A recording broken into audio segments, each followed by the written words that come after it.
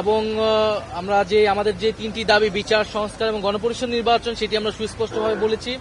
আমরা বলেছি যে আমরা এখানে কোনো ধরনের ন্যূনতম সংস্কার নয়, বরং মৌলিক সংস্কার, রাষ্ট্রের গুণগত পরিবর্তনের জন্য আমরা কাজ করছি এবং কোনো ধরনের পরিবর্তন ছাড়া নির্বাচনের দিকে গেলে সেই নির্বাচনটি গ্রহণযোগ্য হবে না। সেই নির্বাচনে জাতীয় নাগরিক পার্টি অংশগ্রহণ করবে কিনা সেটাও বিবেচনাধীন থাকবে। আমরা আমাদের যে 3টি এজেন্ডা নিয়েই সারা দেশে কাজ করছি এবং বর্তমান সময়ে যেই মাঠ প্রশাসন রয়েছে, সেই মাঠ প্রশাসন আমাদের কাছে মনে হয়েছে যে নিরপেক্ষ আচরণ করছে না। বিভিন্ন জায়গায় জাতীয় নাগরিক পার্টির নেতাকর্মীদের উপরে হামলা চলছে এবং সেই জায়গায় প্রশাসন আমরা নিশ্চুপ ভূমিকা পালন করতে দেখছি। সেই জায়গাগুলো আমরা বলেছি এবং আমাদের নিরপেক্ষ না বলতে প্রশাসন কার পক্ষ নিচ্ছে বা কি বলেছেন? প্রশাসন আমরা দেখছি প্রধান রাজনৈতিক দল বিএনপির পক্ষ অবলম্বন করছে অনেক জায়গায় এবং মাঠ পর্যায়ে যে ধরনের চাঁদাবাজি চলছে সেই জায়গায় প্রশাসন আসলে নিশ্চুপ ভূমিকা পালন করছে। আমরা বলেছি যে এই ধরনের একটি প্রশাসন যদি থাকে তাহলে এর আন্ডারে নির্বাচন করাটাও আসলে সম্ভব নয়, ফলে একটি লেভেল প্লেইং ফিল্ডের। আসসালামু আলাইকুম, আমি জমজম সুপারমার্কেট নর্থাম্পটন থেকে আপনারা স্বাগতম জানাইলাম।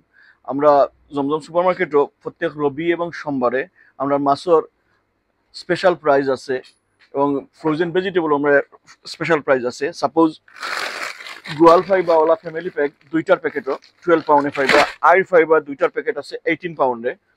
আমরা ব্লকের মাছও এজ মেনি অফার আছে, সাইটার আছে ব্লক 10 পাউন্ড, 3টা ব্লক আছে 10 পাউন্ড। জন্য একটি নিরপেক্ষ প্রশাসন, আমলাতন্ত্র, পুলিশ আসলে আমাদেরকে নিশ্চিত করতে হবে। আপনারা বলছেন যে না মৌলিক সংস্কার ছাড়া নির্বাচন হবে, যাবে কি যাবে না সেটা আপনারা বিবেচনা করবেন, কিন্তু কবে নির্বাচনে যেতে চান বা কবে নির্বাচন তারা আদৌ টাইম ফ্রেম জানতে চেয়েছে কিনা আপনাদের কাছে?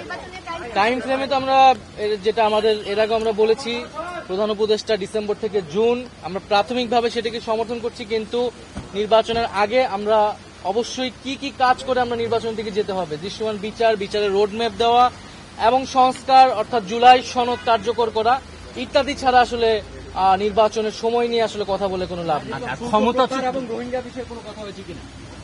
রোহিঙ্গা বিষয়ে তারা আমরা তাদের সাপোর্ট চেয়েছি, তারা বলেছে তারা সেই জায়গাতে নিয়ে আওয়ামী লীগকে নির্বাচনে আসা না আসা নিয়ে তাদের সঙ্গে কোনো আলোচনা হয়েছে কিনা? না, এই বিষয়ে কোনো স্পষ্ট আলাপ হয় নাই। আমরা আমাদের যেটা দলীয় অবস্থান আমরা বলেছি বিচারের আগে আওয়ামী লীগের সাংগঠনিক রাজনৈতিক কার্যক্রম এবং ইলেকশনে অংশগ্রহণের কোনো সুযোগ আছে বলে আমরা মনে করি না।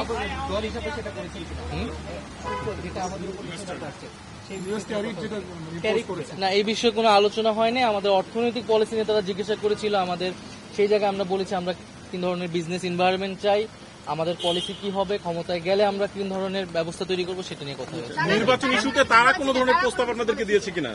কোন ইস্যুতে কথা বলছেন? নির্বাচন ইস্যুতে তারা কি চায়, তাদের মতামত? না, তারা কিছু বলে, তারা আমাদের শুনতে চেয়েছে, তারা বিভিন্ন রাজনৈতিক দলের বক্তব্য তারা শুনতেছে।